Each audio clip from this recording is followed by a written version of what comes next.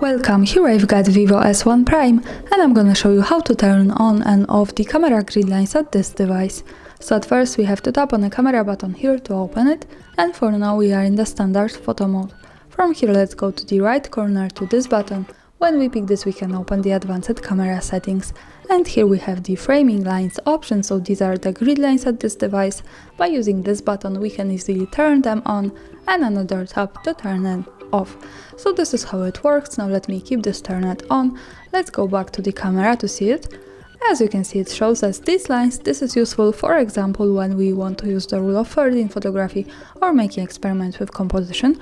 Also remember that these lines are not visible at the real picture, so when I take a photo and when I go here to the left corner at the bottom to the gallery, we can't see them, so they are only to help us taking better pictures. Of course, when we don't need this, we can easily go back to the settings in the right corner, tap on this button once again with framing lines, and for now they have gone in the camera preview. And that's all, thanks for watching, subscribe our channel and leave the thumbs up.